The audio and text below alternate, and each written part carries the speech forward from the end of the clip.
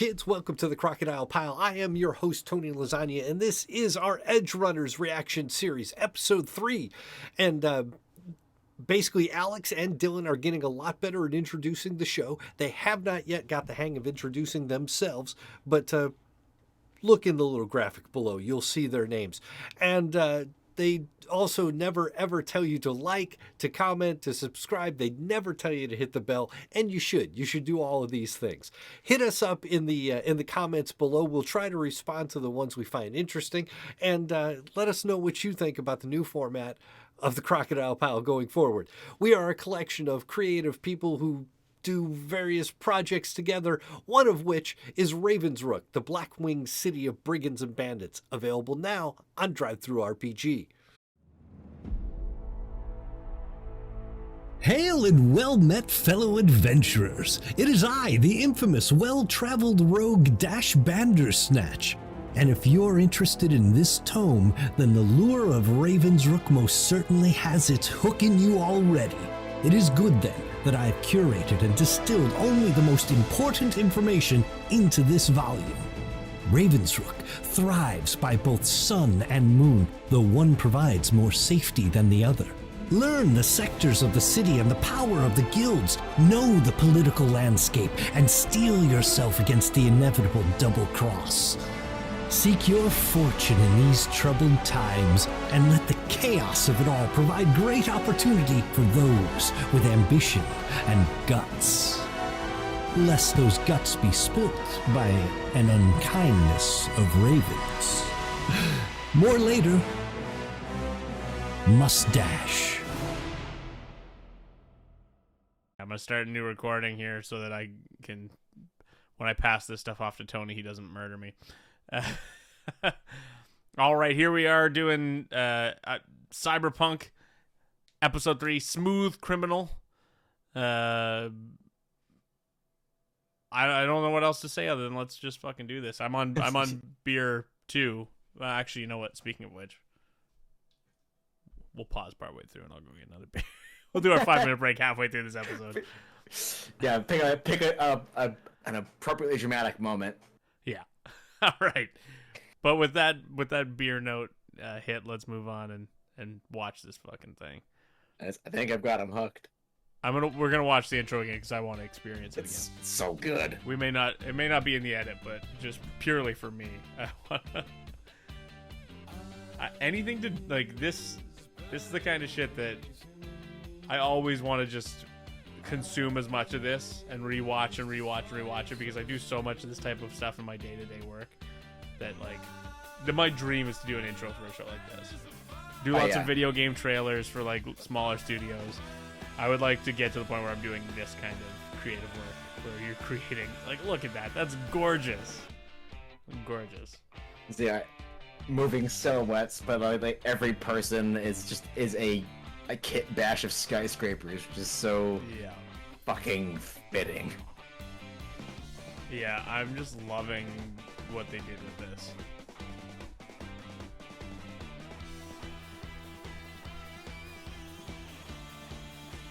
The color palette is just fucking gonzo too. I want to see the design docs for this, the internal design brief. Okay, this is the color palette. I hope we get like those big art books. I would for this anime kill for that. That would be on my desk 24/7. Oh, I love it. Okay, and how about I prove it? Whoa, plant your ass back down. Yo, chill out. Just gonna clip his cig real quick. Nothing up my sleeve. See? That makes 9 today. No, wait. It's actually 10. Holy shit, what the fast forward fuck was that? Just give me a chance. Chance, huh? What kind? Fast forward, fuck with that. Easy. You take me out on a job. Won't fuck it up. Oh, I love that. Oh, okay. A moment to appreciate the fucking pencil marks in these drawings. They're just I wish I could zoom in. Oh, fucking screen. But that is just gorgeous. I love Yeah, it. and they do a really good job with that, showing like character strain, making them look haggard. They don't ease up on like the cross hatching, What like, a the pencil marks glorious style, because like everything else is pretty clean lined. Like it's not like it's pencil lined for the rest of it. Like it's pretty like sharp. Like Yeah, it's very crisp. And like that adding like that bit of roughness, is, like it gives it that sense of tension. I'm sure that's Right? happened Wait. before this moment, but that's the first time I've noticed it while on the previous frame. But all right, I'm gonna try. Yeah, that's where I spotted it. Like that is gorgeous. Like just those sketchy loose lines. That's awesome. Okay, all right. That's enough of me nerding out over the style, but fuck, that's cool. Like it didn't even really make anatomical sense where some of those lines were. They were just there to be like that, like you said, that strain, that wrinkle, that sort of texture. Love it. He's sure like prelude to swelling because he just got a fucking gorilla fist to the face. Yeah. I ain't gonna run. See, these lines are still sketchy, but they're not like that They're like not, like, fucking like rough like pencil texture. Yeah, so like we're doing like the up close, like shoulder up. It's like to be able to get in there and really do it. Very cool. Very cool. Now this is like literally some hero protagonist shit. In some fucking warehouse in the middle of nowhere. Data wasn't lying. Violent cigarettes.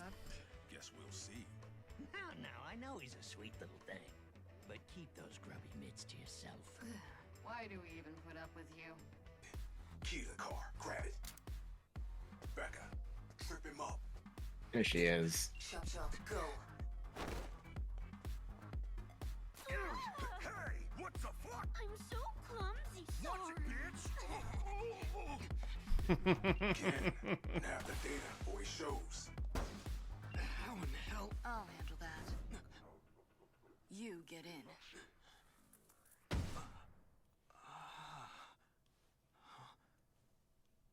Rich Corinthian leather. Hope you're buckled up. Beer break. I had to find the perfect tense moment to do it. Excellent. All right, be right back. BRB. Where are you going?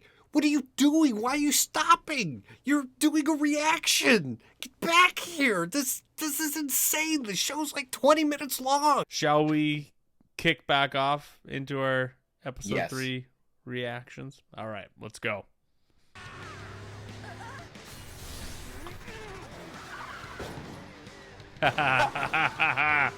What a fucking place to kick back into it. They don't skimp a lot on the budget of this show, but that was one place where they're like, just make it go. That'll do. Yeah, I guess them just like fingering their nose at the game's buggy release. Yeah, I think so.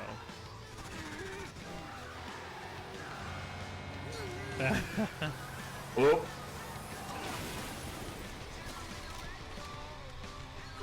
Oh shit! we What can call the that fuck? street lasagna. Yeah.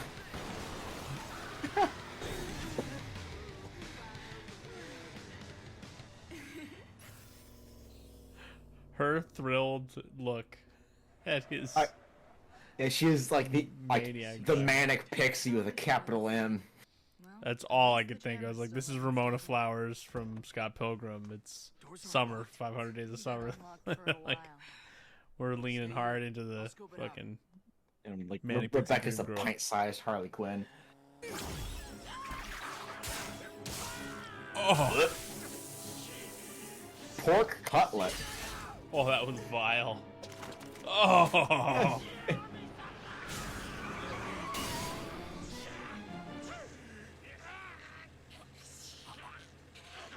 It's so fucking huge. It's like Dwayne Johnson trying to drive a smart car. yeah. Through his head. Yeah. Yeah. Oh. Oh shit.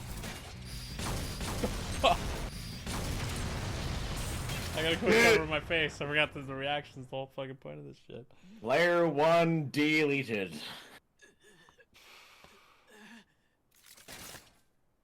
Sorry for the wait.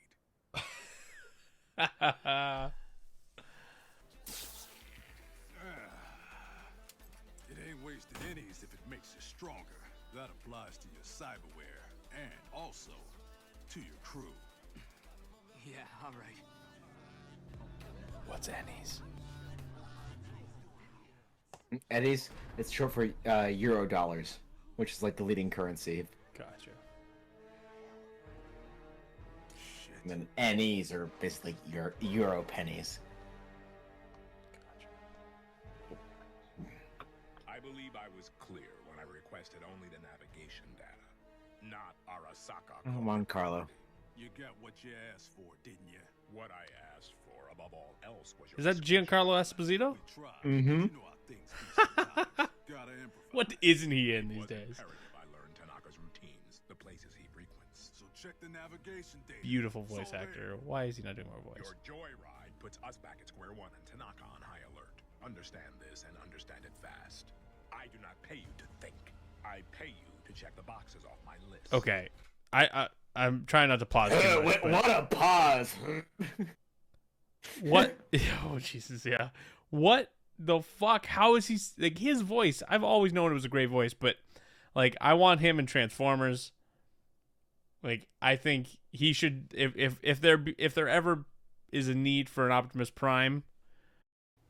And welcome to another edition of the Distracted Podcast. This is the point in the show when Dylan and Alex decide to have a conversation amongst themselves about whatever they decide to talk about. And it is a wide-ranging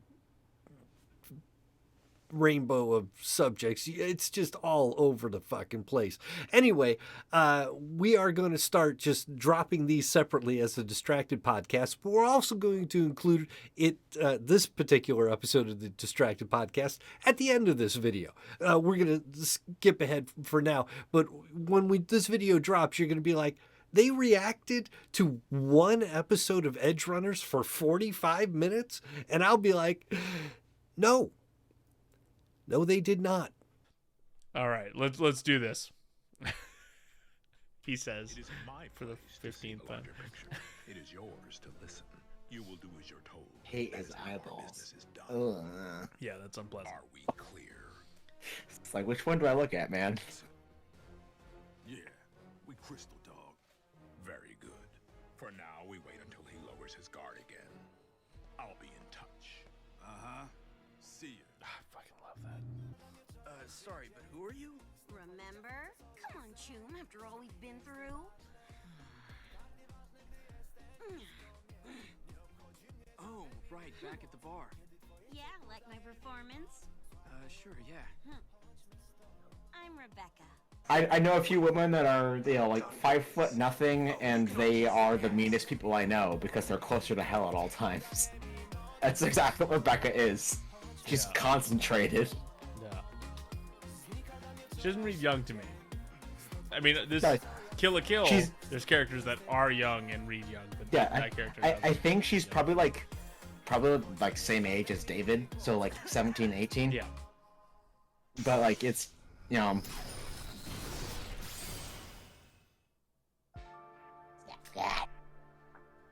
I am just floored by the quality of this show. I genuinely can't fucking believe it.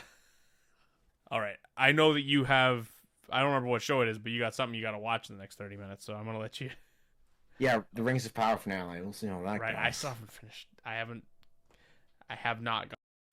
And that is, of course, how they ended the episode. Okay, baby steps. They're just learning to even do introductions. We'll get to how to close out an episode later on. But don't forget to like, comment, and subscribe. Let us know what you think about what we're doing here at the Crocodile Pile. Check out our book, Raven's Rook, The Blackwing City of Brigands and Bandits on DriveThruRPG.com.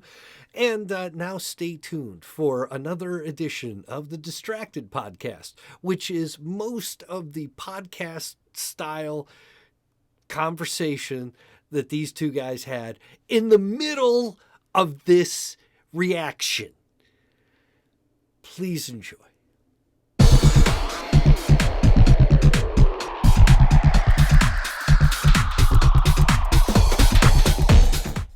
I decided to upgrade since my local grocery store sells V from 2077's favorite tequila, Senzan. Oh, nice.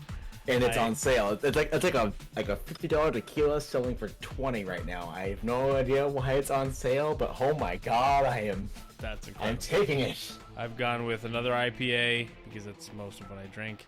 This one is the Mutants Are Revolting from the Flying Monkey Craft Brewery. I'm glad to that someone else appreciates IPA. I'm the only one amongst my friends and loved ones that likes IPAs. I was like, why do you like this? Like, first off, fuck you. When I go into a bar and I check what's on tap, I always look to the IPAs first.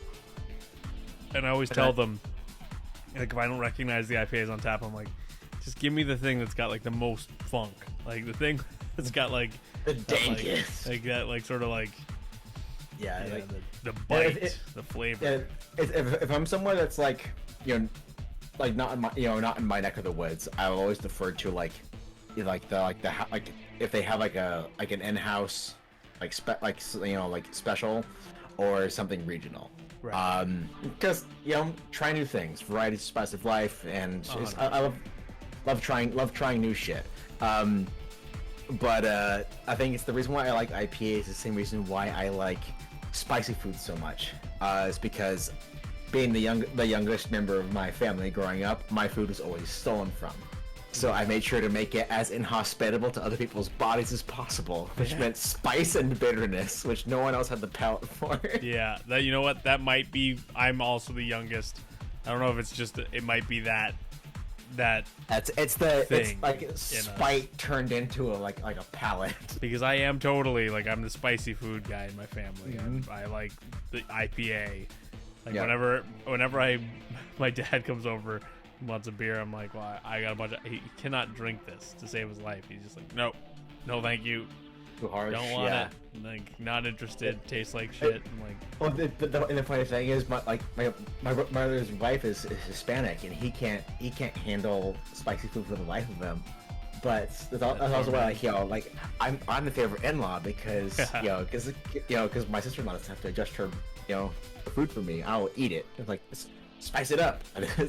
That's the best. It should go down feeling like a war crime. Yeah.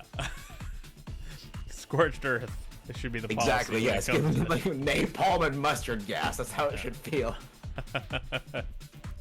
All right, and it looks like I managed to find the almost exact midpoint of this episode. So I feel like good place to be. Oh yeah. Now I feel like because of the amount of breaks we've taken and the amount of tangents we've gone on, I have to edit these because Tony will murder us. It's, we're producing content before he is, so That's true. Yep, we beat him to the punch. Yeah, no. So Tony, if you're watching this, I don't want to hear any complaints.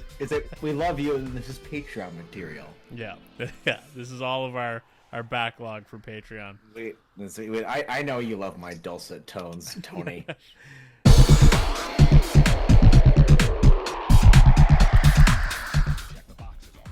Okay, I'm trying not to pause. What a pause! What? Oh Jesus! Yeah. What the fuck? How is he his voice? I've always known it was a great voice, but I want him in Transformers. I think he should. If there ever is a need for an Optimus Prime, plug in Giancarlo Esposito. Now, if I ever get one of my written works published and gone into audiobooks, I want Giancarlo Esposito to fucking read the audiobook. Yeah, what a fucking Giancarlo Esposito could read me the the warning label on a fucking detergent bottle. Yeah. And I'd just be like, yes, quality entertainment. I want him to be the general that you're working with in the next XCOM game. Someone that someone who's just delivering those lines. Yeah. Oh man. Because he's kind of got the same kind of tone as that guy, right? In XCOM 2, I don't know who that guy make him- is, but that's got to be. I know that voice from other places too. Make him the next admiral, or like human leader in the next Mass Effect game. He's Yes, I- yes, even- yes. Fucking Far Cry 6 was dog shit, but he was I haven't played that game, He was the but- reason why I played it at all. I heard that from Because a few people that they played it just to see the story play out with him. I mean, oh my fucking god! Juan Carlo in the red silk shirt and tie with the white Commodore suit. It was just like he's got such a fucking presence. I've loved his work for fucking ages. I was so happy with him in The Mandalorian. Oh yeah. And it was one of those things where when Sabby saw that he was a voice in this in the English dub, she's like, I normally like watching the Japanese with the English subtitles, but the English has Juan Carlos. We have to watch this. Can we go completely on a sidetrack here for a second? Because I have a theory about what's gonna spoilers, I guess, for the end of Mando season 2. But I think that what we might get in season 3 of Mandalorian is that we will see that, because the Mandalorian isn't exactly on the side of the current Senate. He's not exactly on the side of anybody, really, right? He's a hired gun. So I think we're gonna get a little bit of hey, the Senate, although the Empire's not around anymore, politicians will be politicians, and he's gonna get sent over there, and he's gonna get a pardon, and we're gonna see what's his name, a Project Paperclip type of thing, where they're like, you know what, this guy knows too much for us to just send him to jail. Let's give him a job. And I think we're gonna see him, because Mando's still an outlaw no matter which side you're on, right? Whether you're He's a merc. Yeah, he's not nobody. He's not. He's an edge runner. So I think what we'll get him still hunting him, but now he's working for the Senate, and it's oh yeah, he was Space Pinkerton. Yeah, essentially he's oh no, we'll let's put you to work. There's still people this guy's got too many assets and too much on his side for us not to give him a job. I think that's my prediction for Mando season 3. Yeah, I think it'd be a cool thing, because as we've seen with Moff Gideon, you have basically these Grand Moffs that have split off and become warlords. Yeah. And and with warlords, if you look at it in our current frame of mind, they'd be the leaders of terrorist cells, be it the Ugandan warlord or leaders of the Taliban, ISIS, whatever. And so he basically gets a blacklist. Think the deck of cards that special forces got and went into Afghanistan. Yeah. Basically King, Queen, Joker, Ace, and Jack of all faces of all the coats, and that was your hit list, and that him getting basically a hit list of Grand Moffs that have broken off and become essentially extremist leaders, and being the man with the Mando with no name, or it'd be the Mando with no clan now. Yeah. I just love the idea of a whole galaxy that just he's not on any, no one wants him around. He serves no purpose in a post-imperial galaxy. They're not gonna want him around. They're not gonna want him just rolling around making a mess of things. He's not really a bounty hunter anymore. He's fucking souped up Naboo super racer. Well, and now spoilers for Book of Boba Fett. You've seen that too. I'm asking you, but I'm kidding. Of course you've seen it. But I think now he's even he's working with crime lords. Even though clearly the Senate's cool with what what the people were doing on Tatooine before that. You know, it's in the Outer Rim. They're turning a blind eye. Yeah, it's like technically like outside of their jurisdiction. I think it's just like a perfect example to show like how you create a galaxy like in a power vacuum where all of a sudden the Empire's gone. It's fractured, not gone. It's been fractured. There's no head to it, and how we got to the place that the sequel trilogy.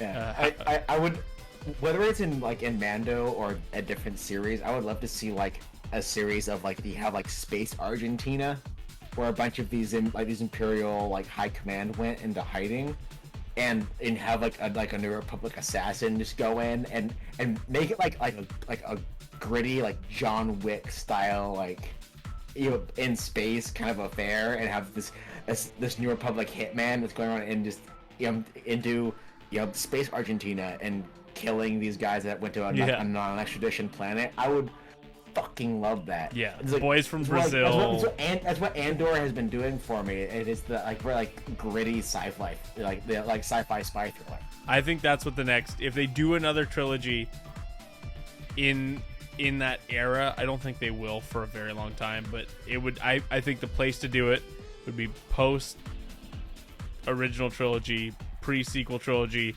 and to show us like that pre-Mandalorian, like this is like right after the Empire falls, and I just need someone to justify to me why a resistance needs to exist in a world where there's a Senate. Like, do they just can't muster the military force to chase off the remnants of the Empire? From what I can. Best I can recall when they were the little lore book bullshit they had was essentially that the New Republic was far too hesitant for one to be militarily aggressive because they bear the sin of their forebears was the Empire. Then there's a lot of bureaucracy that made that even worse. And so fucking look at. This is thing that's just a common everyday occurrence for the U.S. But the smallest decision that should be people's bodily autonomy, they should have a right to that. But then a bunch of old shits decide Wouldn't this be the worst time to find out that I was a pro-lifer? And I would never talk to you again.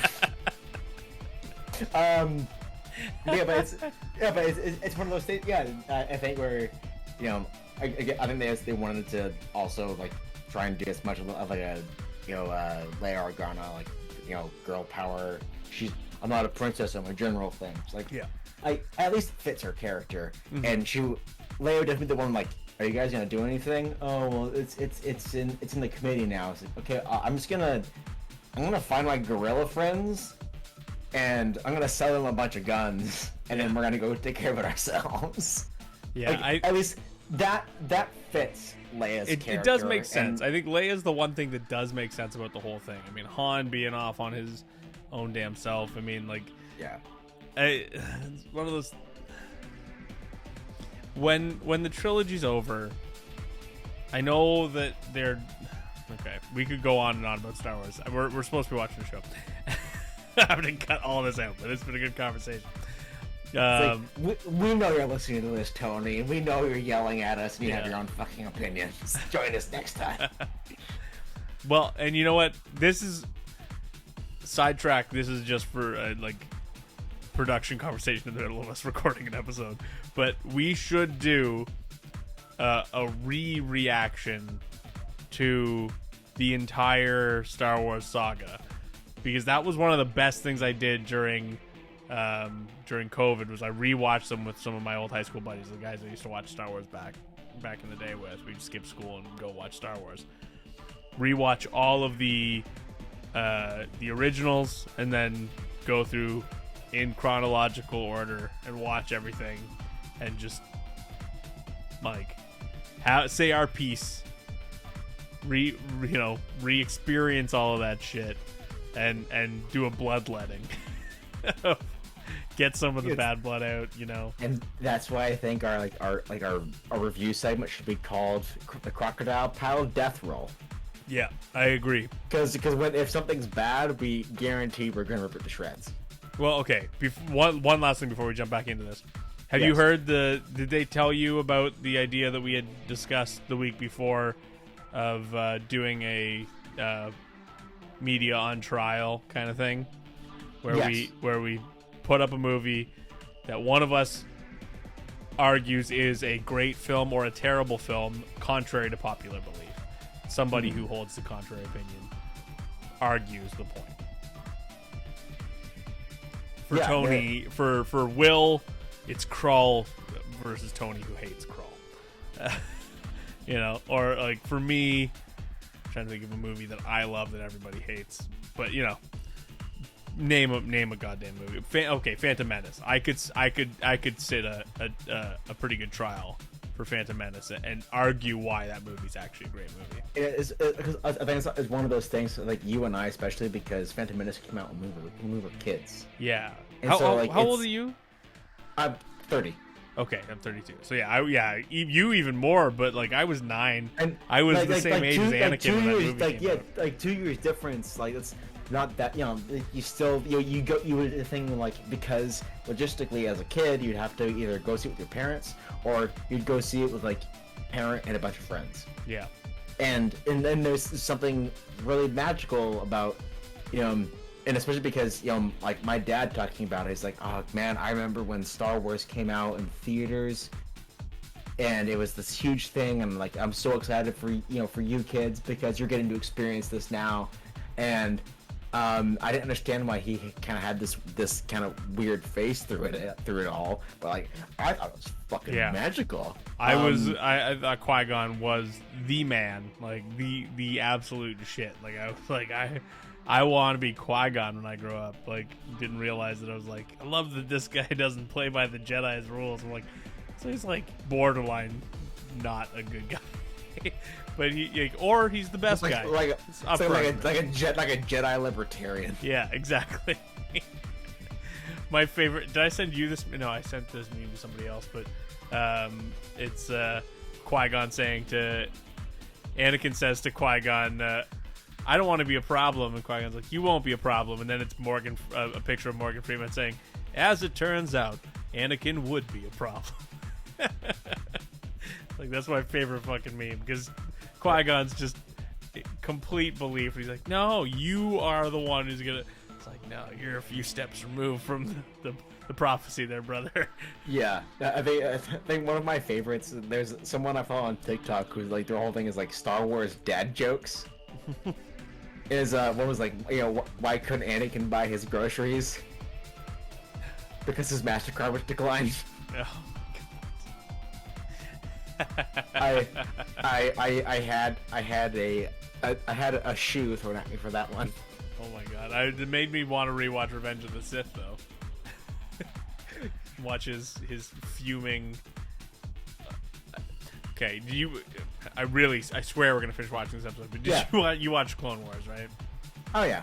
It's so hard for me watching Revenge of the Sith now, because I used to love that movie when it came out. But Clone Wars, honestly, like, Clone Wars makes Revenge of the Sith watchable because it completes Anakin's arc. It does, but the problem is you have to like carry two images of Anakin in your head: the one that's actually portrayed in the film, and the one that you know happened canonically, but that isn't reflected in the performance in the film. Yeah, and that's tough. It is a challenge to go like, okay. The thing that I am looking forward to is the Ahsoka show. Yeah, though I am looking forward to it. My excitement pales in comparison to Sabby, because Ahsoka is her favorite character. Because again, like, you know, we grew up with Clone Wars, and Ahsoka was like the first like ass-kicking female Jedi character for, you know, for a lot of like for female viewers. So of course, but also like totally. You know, I loved Ahsoka too. I thought she was awesome and spunky, but then like there was a whole new level of like adoration for that character in Mandalorian season 2 when her whole episode was a Kurosawa love letter. Yeah. And like that, and her entire fucking show better have that fucking Yojimbo vibe. And if it is, I will watch that once a goddamn week. Yeah, seriously. like it's one of those things. Like, why aren't they just doing like Star Wars vignettes in the spirit of old samurai films? 100%. Well, okay, so here's my question to you: is that do you think that there's enough of a connection, especially with Kevin Feige doing his Star Wars movie now, that he's gonna produce his own Star Wars show or movie, I think. Do you think there's enough crossover there that they'll see the success of something like Werewolf by Night? Have you watched it? Yeah, Yes, I loved it. Of course you did. I again, I don't know why I'm asking you whether you watched a werewolf show, but I mean, a black and white. I am allergic to silver and also this. Yeah. So, my hope, my sincere hope for the Star Wars franchise is that they get back in touch with the original spirit of that first film, and they do a samurai Jedi flick that is essentially Seven Samurai, or a more current recent example is 13 Assassins. I'm sure you saw that. Yeah. Like something like that, where it's just a fucking huge samurai flick, but with Jedi. Like, and I want to see samurai stances. I want to see them like have these like 7-second lightsaber battles where it's like, but also like he's dead. Then get like the film grain and shit in there. Like let me tell you something. So you know the Fantasy Flight Star Wars game, right? Yeah. When that I play tested in the Force and Destiny module. Okay. And the Jedi Knight character I made, his name was Ronan. Specifically because I was going for that vibe. And Ronan has been my fucking like go-to like Star Wars tabletop character. He is like that very the Kurosawa, the fight like Toshiro Mifune vibe swordsman. I love it. And but also like that's why I love like the series of like animations they had, which triggered its animations for the Star Wars animations. But like some of them are just straight up like anime Star Wars samurai flicks. That's fucking amazing. And if you have like Tales of the Force, I think. No, Star Wars Visions. That's yes. Okay. Yeah. Star Wars I saw a Visions. few of those. I haven't seen the whole thing yet.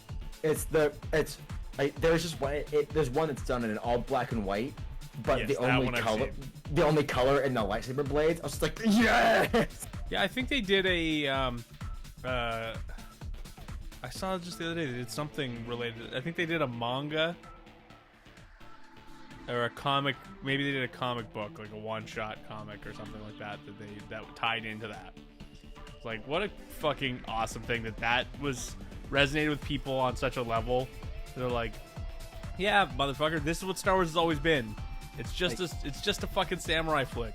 Like, but also like one thing that will always stick in my fucking craw.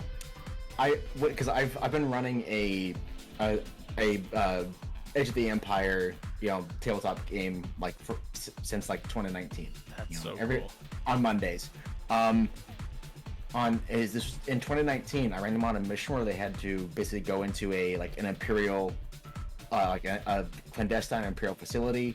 They had to go and break someone out, and they ended up stealing a vehicle, right? But this was a prototype vehicle.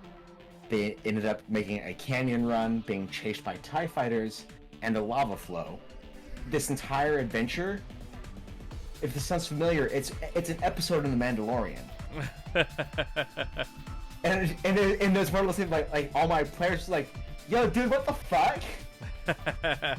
and I know it's like, do I think that Disney tapped my lines? No, I'm not. I don't think that highly of myself. But it's one of those like, you understand the source material enough where you have 5,000 monkeys in a room with typewriters. Someone's gonna write Hamlet. That's it, right? The people who are writing Star Wars now are so deeply in love with the source material and the inspiration for the source material, that they are in tune with the fans. And I think Andor is the first real example of that. I think since maybe it's probably since Rogue One, honestly, like that, where it just feels like it is really just like mainline direct.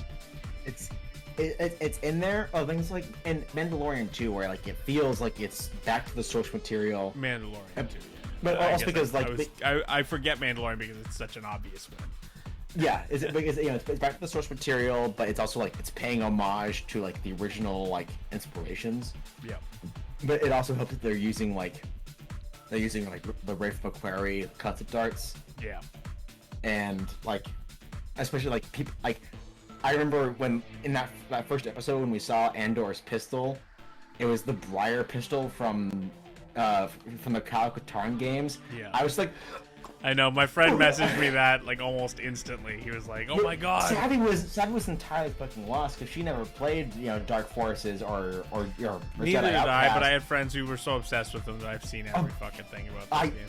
That's why I'm so fucking mad about how they treated Finn, because Finn was gonna be our Katarn. Yeah, 100%. Stormtrooper ended up being force sensitive and did the whole like, kiss the lightsaber thing. That was baked in. I could smell it like a fresh baked apple pie, but it didn't happen because this is a bunch of fucking cowards because China money. Yeah, I know. God damn it.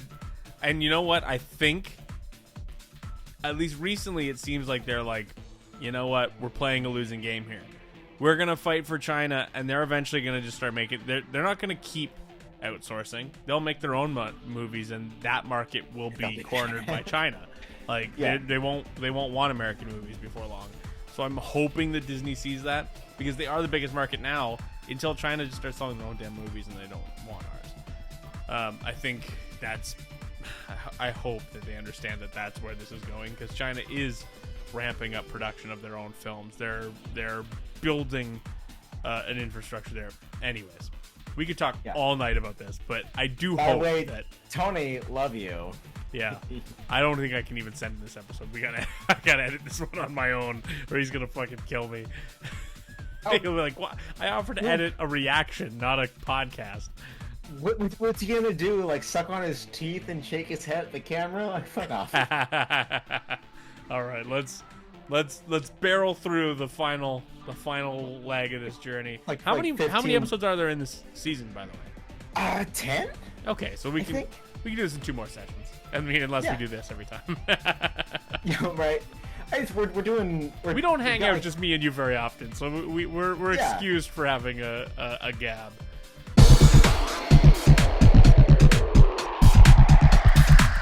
Yes, indeed.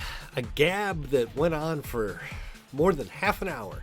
But I hope you enjoyed the Edgerunners episode prior to the Distracted podcast, and I really hope you enjoyed the Distracted podcast if that's all you tuned in for, because it's probably good to put on like in the background and just leave it going all day long. Sounds like you're in a room with other people. You don't have to feel so lonely, and they're talking about Star Wars and stuff. So you could probably get into this. Anyway, thank you for tuning into the Crocodile Piles, our Edgerunners reaction series. Tune in for the next one coming up shortly, and check out our other stuff that we do. This is, oh damn, I'm pointing the wrong way again. It's over here. It's this stuff. Watch this stuff.